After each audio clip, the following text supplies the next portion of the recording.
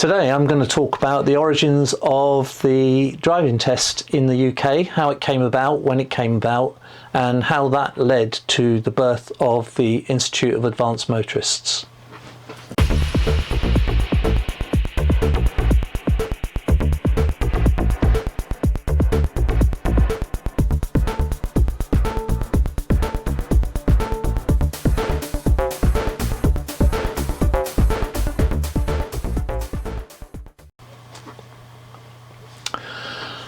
So welcome to the channel.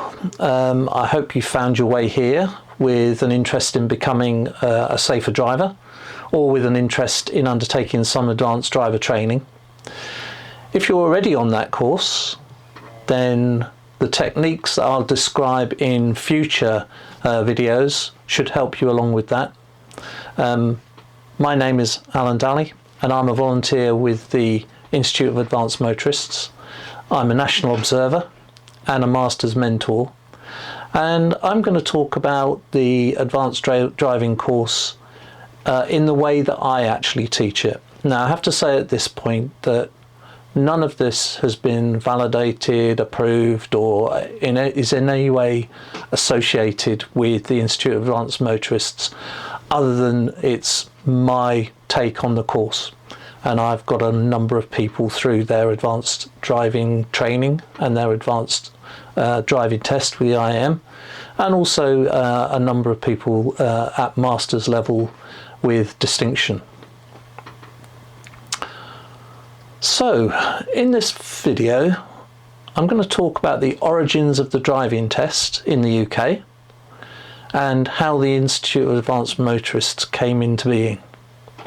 So the Traffic Act of 1934, and I will be looking at some of the dates because I can't remember them all in my head, required new motorists to pass a test, a driving test, but it granted existing drivers who had started driving on or before the 1st of April 1934 a grace period until the 1st of June 1935.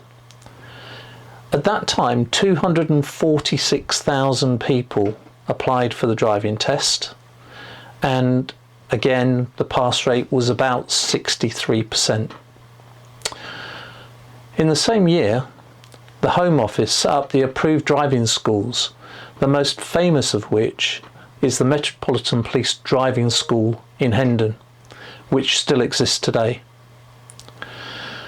The advanced driving techniques taught in these schools are still in turn attributed to a member of a committee set up by Lord Trenchard to investigate accident rates among police drivers. The committee included the Earl of Cottenham, who is accredited with creating the initial system of car control back in 1937. So by 1939, accidents in the Metropolitan Police had reduced from 1 per 9,000 miles to 1 in 25,000 miles, and by 1954 it had dropped to 1 in 75,000 miles, despite the large increase in the amount of vehicles that are actually on the roads. On the 2nd of November 1954, the first evening of the National Road Safety Congress took place in the Savoy Hotel in London, which was chaired by Sir Charles Bartlett, who at the time was the president of the Royal Society for the Prevention of Accidents, which we know as ROSPA. It was at this event that an idea was first discussed around the establishment of a kind of honours degree for motorists, which elementary drivers should aim to achieve and which should be attained by experienced motorists. Strangely enough, the idea was not taken up by ROSPA, and it left to another guest at the dinner, a Stanley C.H. Roberts, who was the founder of the British School of Motoring, who was considering at the time the establishment of a BSM club to keep together the ever-increasing numbers of successful learners, which was approaching 1 million. And he wanted to form some kind of membership association that would bring these people together. Now, Stanley Roberts saw a much wider opportunity of combining his idea with the Ministry of Transport John Boyd Carpenter's idea with regards to the honours degree, And in early 1955, further talks between the two led to the definition of a memorandum which was prepared on the 5th of May 1955, referring to an Institute of Motorists. The memorandum set out a method of improving the driving standards and the promotion of road safety in the UK. So throughout 1955 a number of meetings took place, and the Ministry of Transport expressed interest but said it had no position to act. ROSPA then announced that the principle of an advanced driving certificate was acceptable, and the matter was left with ROSPA to pursue. Eventually, the Institute was registered on the 10th of March 1956 as a company limited by guarantee and having no share capital. Thus, the Institute of Advanced Motorists was born, and the official publicised event of the IAM came in June 1956.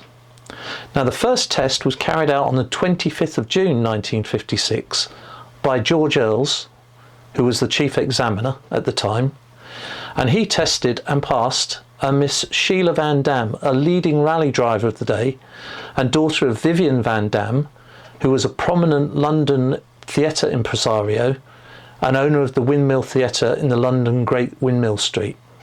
So I hope you found that little bit of history interesting, and if you did, then please consider hitting the like button. It is quite important at this stage because the likes will get the video seen by more people and we can promote that safe driving message.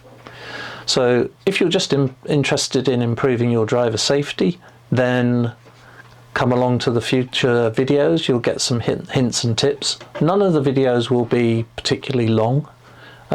If you are undertaking some advanced training, either with ROSPA or the IAM, then hopefully the videos will supplement your practical training on the road with your observer. So subscribe to the channel for those and you'll get notified when the next ones come out, and we'll see you then.